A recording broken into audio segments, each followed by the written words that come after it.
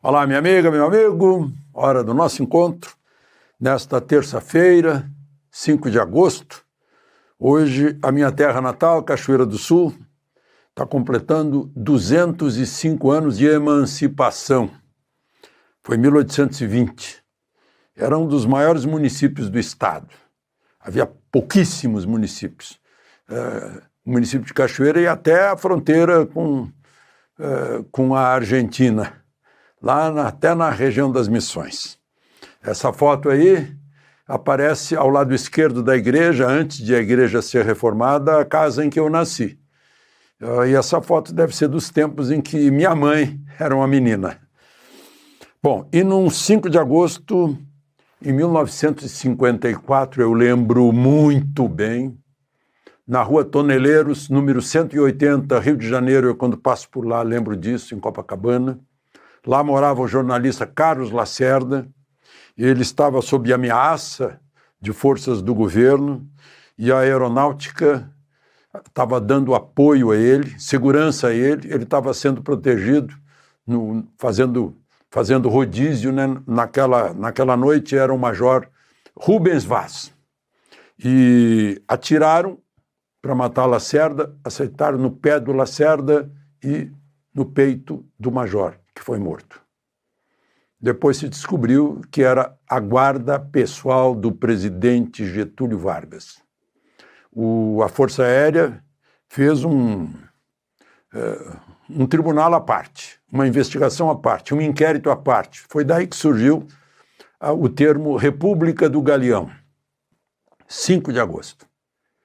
Não deu nem 20 dias depois, Getúlio se matou, porque as coisas estavam chegando cada vez mais perto do Palácio do Catete e sua guarda pessoal, que era constituída pelo Gregório Fortunato, que ele trouxe de São Borja, como homem de confiança, peão da estância, né?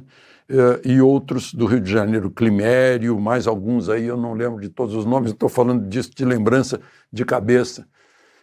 Eu tinha 13 anos e óbvio que acompanhava de perto essas coisas, né? E num 5 de agosto, em 1962, eu lembro também, morria a Marilyn Monroe, que estranho, era ídolo também de meu filho, né? Era a mulher mais sensual de Hollywood, do cinema americano. Cantou Happy Birthday, Mr. President, para o presidente Kennedy. Levantou uma falação danada. 36 anos. Morreu de excesso de dose de calmantes, de barbitúricos. Tem gente que é abatida pela fama. Acho que foi esse o caso.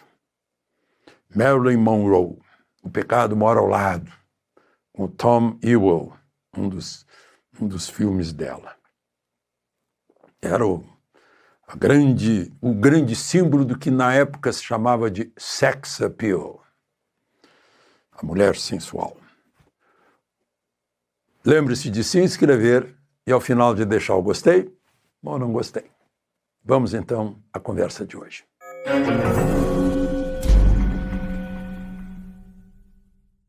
Bom, faltou contar ontem porque a gravação terminou 7h30 por aí da noite e às 9 foi uma grande manifestação espontânea em Brasília como consequência da prisão domiciliar de Bolsonaro. As pessoas se reuniram na torre de TV e baixaram pela esplanada, pelo eixo monumental, esplanada dos ministérios, e depois se dirigiram à casa de Bolsonaro.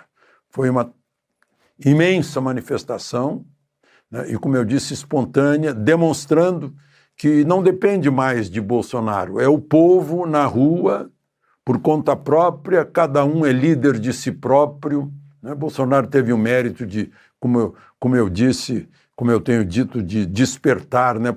Soprar oxigênio numa brasa dormida de brasileiros que estavam esperando uma sacudida para se pronunciar. E agora, sem medo, porque a lei Magnitsky, ao posar sobre Moraes, parece que foi um vento que afastou o medo que estava imposto sobre as pessoas depois daquelas quase 2.000 prisões em função do 8 de janeiro e tudo mais, né? O cala-boca que não morreu, as punições, os bloqueios de contas, etc. Não deu nem tempo de ver todas as condições da prisão domiciliar. Ele não pode ter telefone celular, foi apreendido. Ele não pode receber na casa dele os filhos dele. Os filhos dele. Sendo que hoje ele recebeu uma visita autorizada pelo ministro Moraes. Para entrar na casa dele tem que ser autorizado pelo ministro Moraes. Só podem conviver com ele Dona Michele e a filha do casal. Eu imagino que se precisar de um médico para a filha do casal com urgência, acho que não vou ficar esperando a burocracia de autorizar para entrar na casa. Agora, não poder falar com os filhos é incrível, né? Mas, enfim, os juristas estão se pronunciando, né, dizendo que várias irregularidades não teve uma proposta, uma iniciativa do Ministério Público, que é exigida pela Constituição, artigo 127, 129. Não teve, né? Mais uma vez, o Ministério Público não entrou, né? Lá no início do inquérito do fim do mundo, tampouco teve Ministério Público. Para decretar prisão domiciliar, dizem os juristas, teria que haver uma prisão preventiva e depois uma prisão domiciliar. Prisão domiciliar não pode ser a primeira prisão, segundo os juristas, né? Bom, tinha lá ele dizendo que, justificando, né, a prisão domiciliar, que ele usou o telefone do filho. Eu até anotei aqui o que ele disse, né? O que de grave teria. Ele disse: boa tarde, Copacabana. É pela nossa liberdade, pelo nosso Brasil. Sempre estaremos juntos. Foi esse o crime. Bom, mas aí está lá na decisão dizendo que com esse telefonema e tal, que ele quebrou a determinação de que ele não poderia estar nas redes sociais, mas eu vi o ministro repetindo que ele poderia dar entrevista. Entrevista hoje em dia é basicamente rede social. É o que a gente sabe aí da atualidade, né? O resto já é coisa que é coisa tradicional, né? Mas, e aí fala que aí eventualmente poderiam ser praticadas ilegalidades por Bolsonaro. É o famoso pré-crime, né? Bom, e aí o Departamento de Estado, o Bureau de Negócios do Hemisfério Ocidental, divulgou uma nota, ainda ontem, dizendo que Moraes, sancionado por violação de direitos humanos, continua usando as instituições brasileiras para silenciar a oposição e ameaçar a democracia. Os Estados Unidos condenam o decreto de prisão domiciliar do ex-presidente Jair Bolsonaro e responsabilizarão todos os que apoiam e colaborarem nessa conduta. Bom, agora a gente vê aí, né, essa voz que foi fechada de Bolsonaro virou a voz do povo. Cada um tem a sua voz. A voz da oposição virou a voz do povo. De milhões, daqueles milhões que saíram para as ruas no domingo e para os milhares, não sei quanto, que encheram ruas de Brasília na reação espontânea de segunda-feira à noite, de ontem à noite. Bom, só para terminar aqui, né? Ainda tem essa história que está chocando. Eu tenho a impressão que está naquela imprensa que há pouco eu chamei de mais antiga, tradicional, não está só nas redes, deve estar nas televisões, nas rádios, suponho, né?